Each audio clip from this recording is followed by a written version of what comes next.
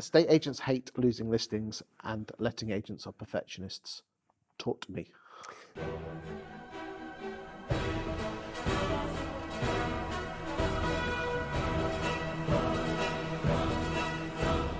So it's really interesting in the world of estate agency and letting agents.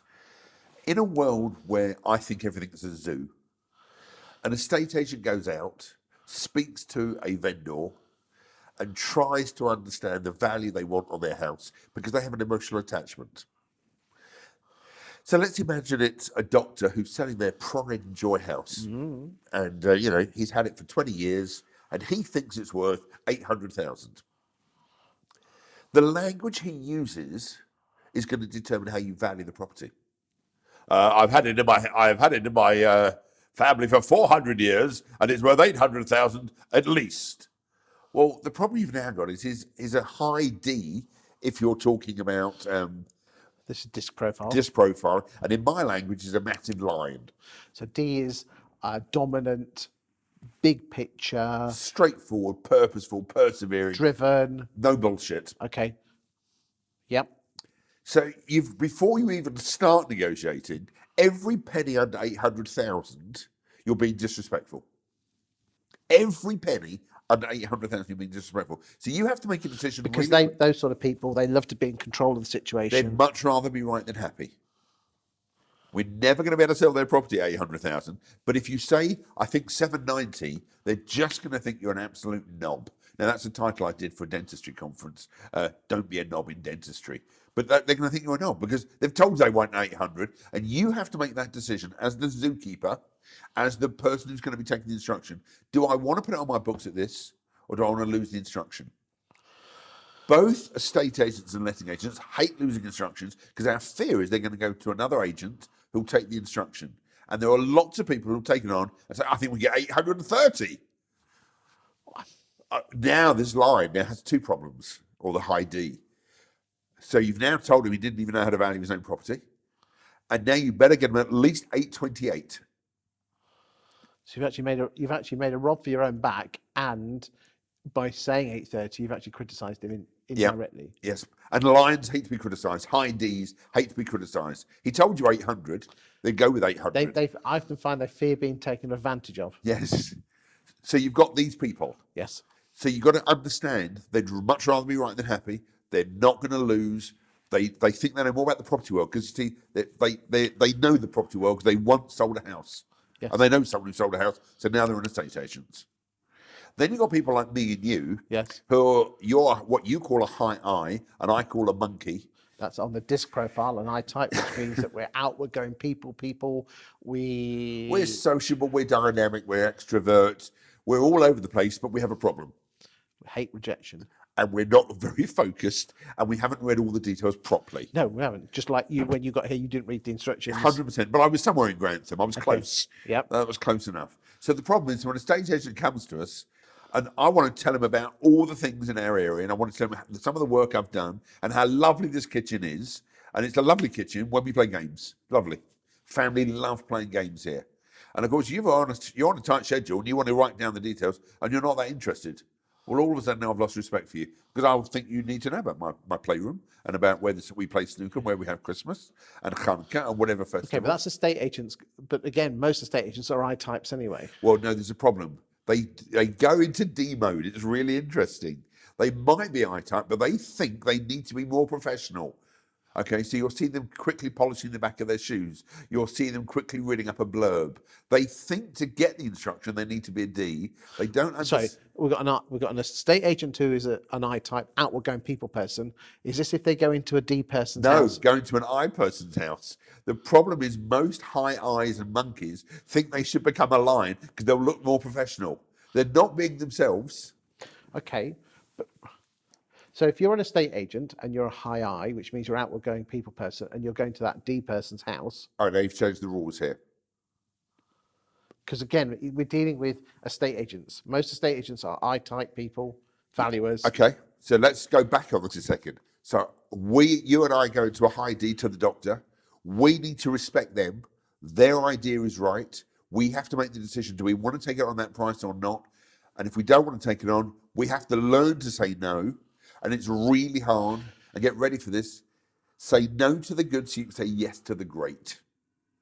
Say that again. Say no to the good so you can say yes to the great. You take on too many of these properties you can never sell, you won't have time for the properties you actually can sell. This is big learning here. Then we go into the as an estate agent, we're an RA, and we go into a house, the person's an RA. So we're going into somebody who's in marketing, they're into advertising. And they've got this great house, it's all open plan, because they love open plan houses. And they've got no idea what the price is, but they heard about you through a friend of theirs at a dinner party.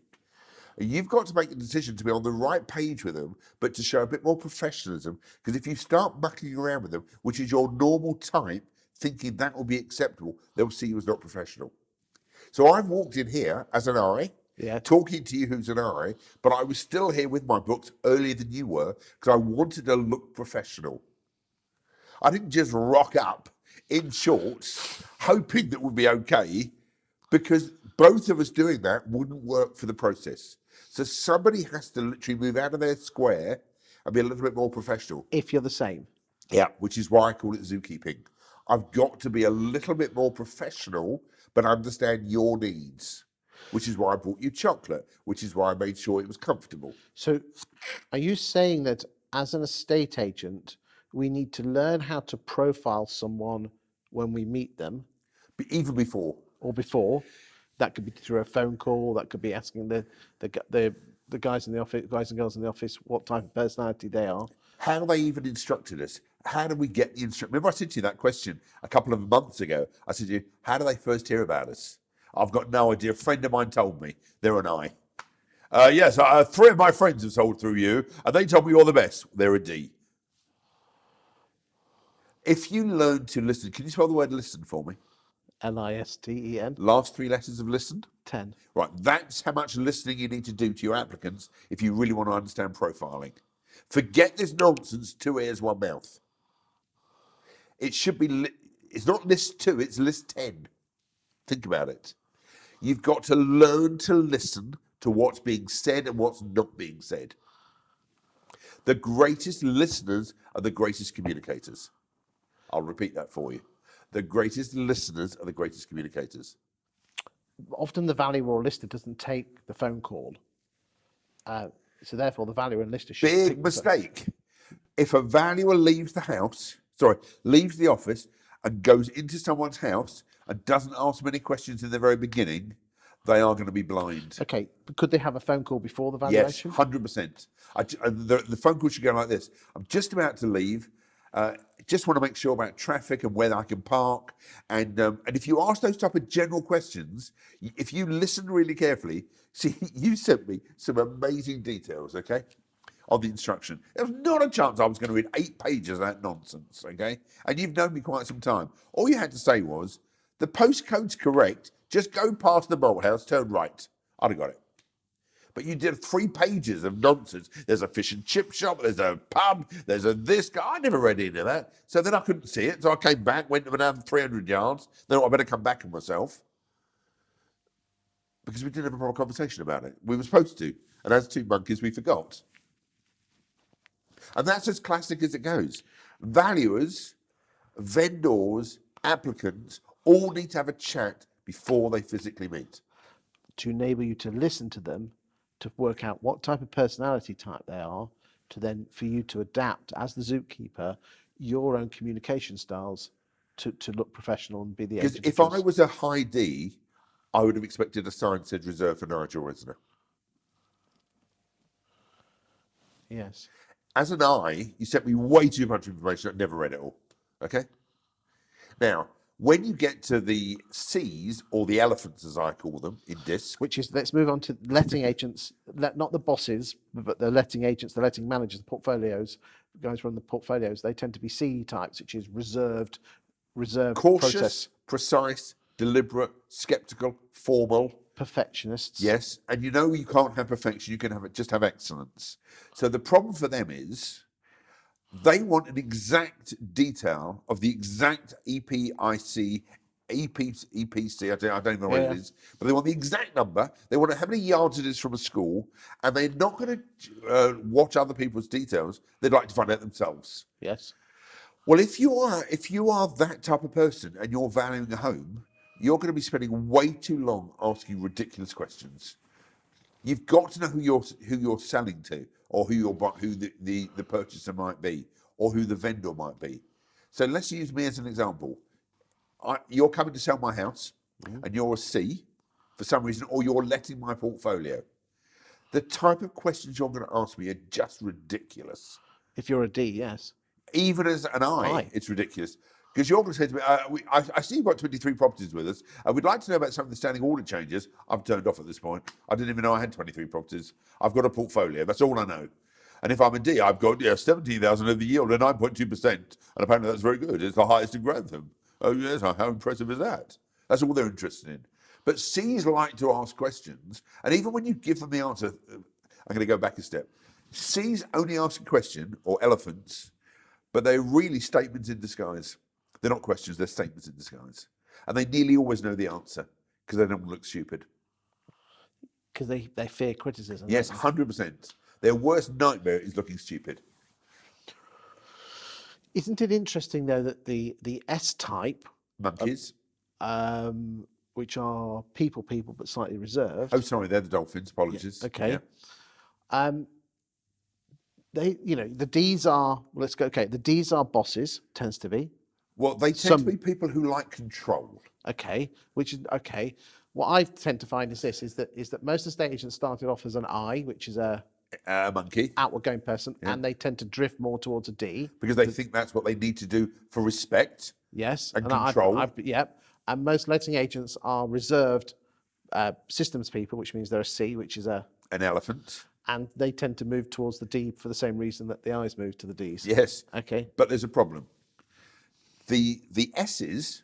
Well, there's not many S's in the estate agency industry. There's a few more than you think, okay? And they're called support services. They're the people that do all the background stuff. Yes. They're the people who ring lots of people. They're the people who answer the phones. They're not even just receptionists. They might be doing references. They might be sorting out local authority issues. They are dolphins, and they care for the office. They care for the team. They're the mothers of the office. Well, I wasn't going to say that because that's sexist, Christopher. But I'm saying it. Well, that's good that you can, because I don't want to be part of that because I get into trouble. Okay, I'll take that one on the chin. What I'm saying is, but the support... The mother hen. Yeah. There's, again, zookeepers, they want to make sure the team are looked after. The D's, the lions, think the dolphins are just a waste of space because there's a job to get done. Who cares whether we got... Dolphins are the S's. Yes. Yeah. But you need those jobs to be done. Yes, but you also need tea, coffee, biscuits, and you need lighting, and you need heating, and you need comfortable chairs. Do you need to be a D, which is a lion, to be a successful... No, you need to be a zookeeper. Have you ever played squash? And that's this in this book here. Yes. Okay. Have you ever played squash? No. Can you visualise the squash court? Yes, I can. Okay, so there's a grid virtually. Yes, there is.